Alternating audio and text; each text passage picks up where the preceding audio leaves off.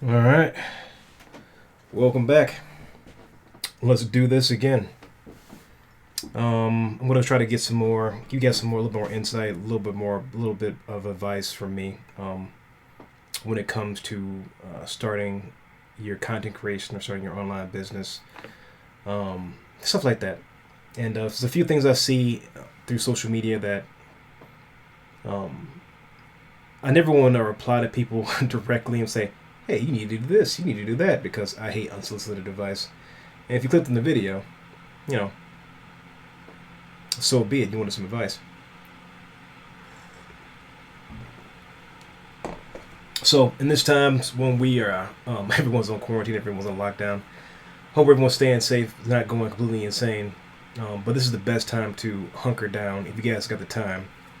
If you do have the time to reinvest in yourselves. So I'm gonna give you guys a few tips. Run your business, your content creation, your graphic design business, your illustration, whatever.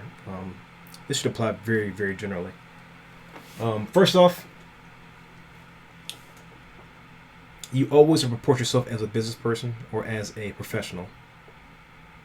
I know it seems like shouldn't have to go. It should go without saying, but um, being a professional gets you the respect from people to work with you.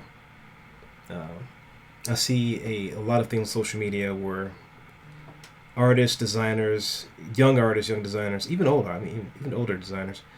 Um, when you're replying to people, um, replying to inquiries and whatnot about your work, I see, I see some very troubling things. That, for one, if I ever saw them, I wouldn't want to work. I wouldn't want to work with you. I mean, it's a complete turn off. And the way you treat people is super, super important. Now, I see lots of posts of people getting DMs about, oh, I need such and such number of emotes.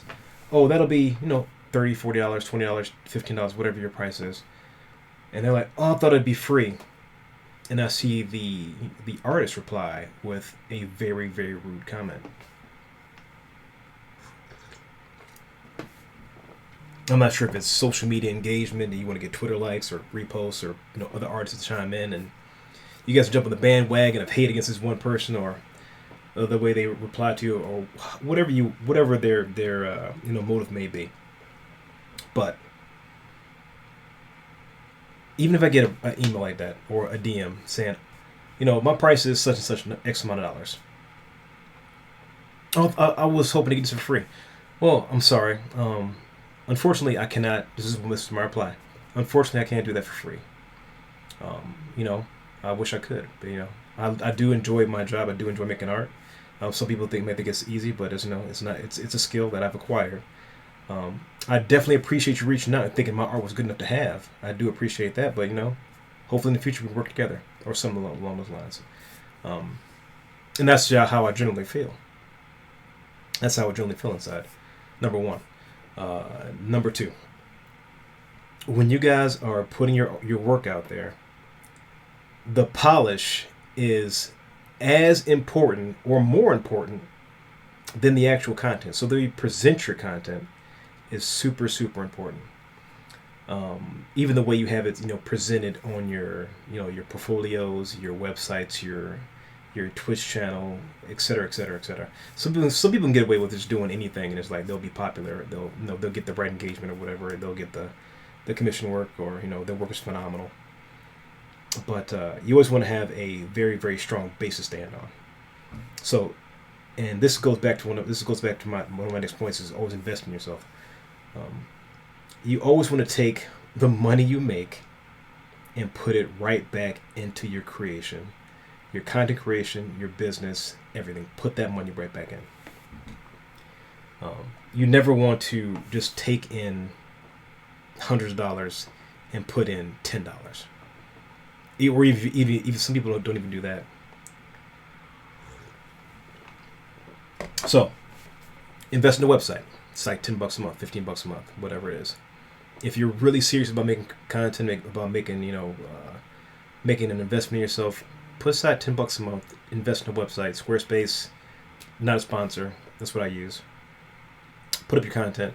Use your free social platforms, Twitter, Instagram, Facebook, etc., etc., etc., TikTok, you name it. You want to have a consistent, which is also hard for me, a consistent layer of content spread out amongst everything. So you want to have that definitely available. And that does involve putting a little bit of time and even hiring someone like me or bootstrapping and doing it yourself in the polish and shine of the content. So invest, invest, and invest. In the first year I started my business, I had a refurbished laptop that cost $400. It was a MacBook Pro. I took the money I made from that and then I bought a little 10-inch tablet that was $150. And the money I made from that tablet, I bought a 16-inch tablet. And the money I made from that 16-inch tablet, I bought my first iMac. And from the money I made from the first iMac, I bought my second iMac. And the money I bought from that, I bought a Cintiq. I just kept reinvesting. I got my own website. I invested in a better camera, etc., etc. I didn't start off dumping in thousands of dollars. The money I made, I put back in to help push my content further and further and further. So in the first year, I made a solid 5 figures. In the second year, I pushed a little bit over 6 figures. And this year, with the virus and everything, it might be way lower. Who knows? But the only reason I made it that far was investing in myself, number one, keeping it polished, and being a professional at all times. Number 3, always be in contact with your clients. Never, ever, ever ghost anybody. I don't care if it's somebody that's not your client. If somebody asks you a question, don't ghost them. If somebody's like, hey, I saw you use X number of gun and, in such a YouTube video, if you have the time, answer the question. If I was wondering what camera you use on your stream, answer the question. Just answer the question. If you're trying to hold on to your secrets or something like that, there are no secrets. They'll find out eventually. Everyone has a process. No one's going to be able to copy that process exactly because no one's you. The camera, the tools, the websites, the resources, those aren't what make the content creator. You are the content. Just happens to be the tools you use around it. Just makes it more unique to yourself. All right. Let me see. Lastly, you want to find a mentor. In the way you conduct yourself. Now, there are always people out there that you'll like one way to do things, and you like another person who does something a different way. Finding a mentor or mentors is super, super important. And if you see somebody doing something, which I see this all the time, I see a lot of people that have the exact same cookie cutter, this nice clean logo is their profile picture, and all their posts are check out my posts on Dribble, check out my posts on this website, check out my posts on ArtStation, check out my posts on this, and that's not really content. That's not really engagement. I really won't follow accounts like that because they're boring. I don't care if the designs are super fun. I'll just see somebody retweet it and I'll check it out later. That's not really content. It's boring at best. And even if you're a designer, other designers might follow you because they think your designs are really super clean. But that's not how you really generate business. It isn't really. The best way to generate business is to be engaging, to be honest, and be a part of the community, which is taxing in itself. Being a content creator and being engaging with your community is a very, very taxing process. That's why some designers, being a content creator and a designer, is super difficult. Like some designers, top designers, never get to the community, with the community overall, or they do is very, very small spurts because they're too busy. Being able to do both not even well, being able to do both on an average basis will net you more business than being a great designer or being a great content or being a great content creator that does a little bit of design. Um, I can definitely speak to this. Um, you definitely want to have your foot in both pools to help maximize your reach. Now, this isn't a strategy to help you make more money. It can be, but more or less it's about giving and taking. You're giving to the community and you're taking from the community. You're giving your insight, you're giving your lessons, you're giving your small memes, your small pieces of art, your small gestures to the community. And a lot of that is free. I mean, a lot of that's just your free time. But what you're taking from the community is you're taking people's money in exchange for value that you provide, no matter what you do. Um, as a designer, it'd be logos, et cetera, et cetera, et cetera. As a content creator, it'd be time on a YouTube video that they watched. Could be a subscriber, it could be a donation, it could be bits on Twitch, Sparks, Mixer, et cetera, et cetera, et cetera. The content you provide is what you provide, not pay, yeah, provide, and what you take is a little bit of income from that, or it could be a lot of it income. But you never want to engage in that kind of you don't want to engage in just trying to sap your community of a bunch of resources and money just for your own personal gain. Never. Like, personal gain is great, that's how we all survive, but being helpful and providing content, that most of the time that's free, and I'm happy to provide that content because it makes me feel good. Because make people laugh, make people smile. I animated a potato today shooting a hard light because of Trials of Osiris. I thought it was hilarious. I had a great time making it. It took me 45 minutes of just of my time. It's like I thought it'd be hilarious, so I did it. Now, I think for my last point here, I'm gonna just wrap all this up together.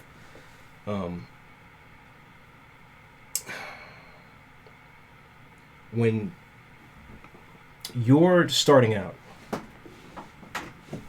it's going to be super hard. It's going to be super hard because it's going to be hard to engage with people because people don't know you. And it's going to take a lot of footwork, a lot of time invested, and it may not pan out. Through no fault of your own, through no fault of the community's fault, etc., etc., etc. A lot of this can be a roll of the dice, but sometimes you go for one thing. You think you're doing this one thing, and you find your niche someplace else in content creation. So if you're trying to jump in as a streamer, you might find out that you're just way better at editing videos or editing your own videos. Like, man, his streams are okay, but when he edits his video, he edits his streams to put them out on Twitter, they are amazing. I guess prime example of that would be I think Lance on Twitch. His Twitter posts get hundreds of thousands of likes every day. Hundreds of thousands. On Twitch, you might have 50, 60 viewers, and that's really great. But in ratio, that's way out of whack, right? You think it'd be the same. So that's his niche. His niche is Twitter, but he does this on the side, or vice versa. So being a part of the community, being engaging, and then realizing that it may not work out.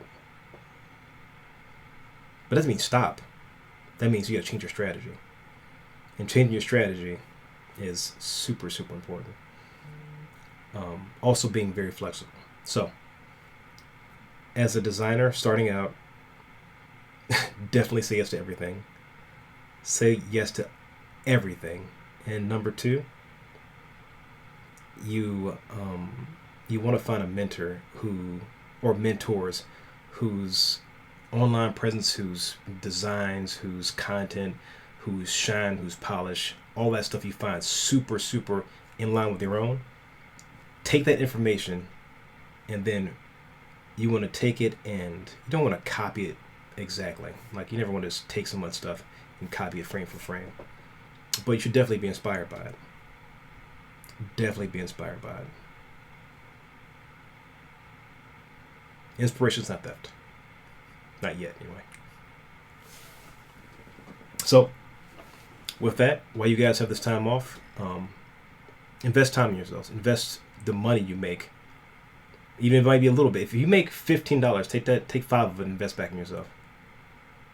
That's the only way to up your income, or to up your social platform, or to do anything. I think that's the most important lesson is invest in yourself. As you get time, invest that time in yourself now. Study all the things you need to study. Watch all the YouTube tutorials you need to watch. Bootstrap. If you need to learn how to draw in the next 3 to 4 weeks, you got time. The resources are free. I teach a course on some stuff, but the resources are free and are at hand at all times.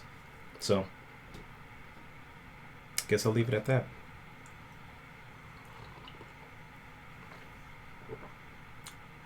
Yeah. Till next time.